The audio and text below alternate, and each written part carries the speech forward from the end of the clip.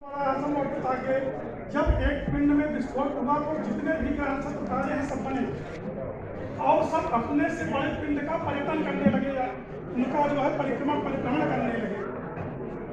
उसी क्रम में सूर्य, चंद्रमा, तारे, पृथ्वी सब बने और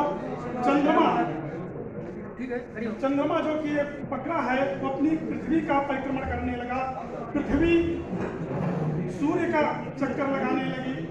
अयम गौ कृष्ण अक्रमित सदनम मातरम पुरः, यह पृथ्वी जो है अपने पिता सूर्य का, कृष्ण माना होता है सूर्य, अपने पिता सूर्य का अपनी माता जल के साथ परिक्रमण कर रहा है।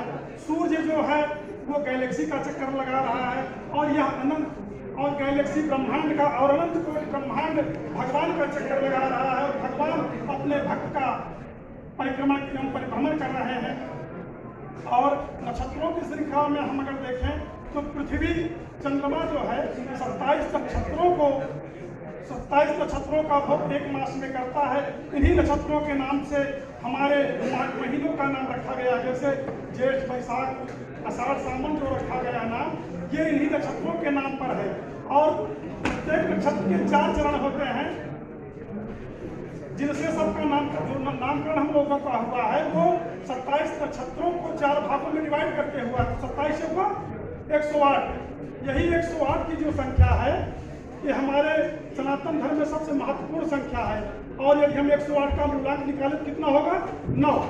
9 ही एक ऐसी संख्या है जो पूर्ण पुरुषोत्तम परमात्मा का परिचायक है, क्योंकि 9 को चाहे जितने से हम मल्टीप्लाई करेंगे उसका मूलांक 9 ही आएगा। 9 एकम 9, 9 9 दूनी 18, 8 1 9, 9 3 27, 2 7 9, 9 4 36, 6 3 9 और जितनी भी ये 9 की संख्या है ये पूर्णतम पुरुषोत्तम परमात्मा का ही एक है। इस प्रकार से ये संपूर्ण सृष्टि का अगर हम क्रम देखें, जब सृष्टि की उत्पत्ति होती है तो आकाशाद वायु, आकाश से वायु, वायु अग्नि, वायु से अग्नि, अग्नि से जल, जल से पृथ्वी की उत्पत्ति होती है। विज्ञान भी ये मानता है आकाश मतलब खाली स्थान ऊपर नहीं, आकाशाद वायु, वायु मतलब ऑक्सीजन, और वायु, आकाशाद वायु, वायु से अग्नि की उत्पत्ति होती है। अग्नि का मतलब हाइड्रोजन, और यही हाइड्रोजन और ऑक्सीजन मिलकर जल की निष्पत्ति करते हैं।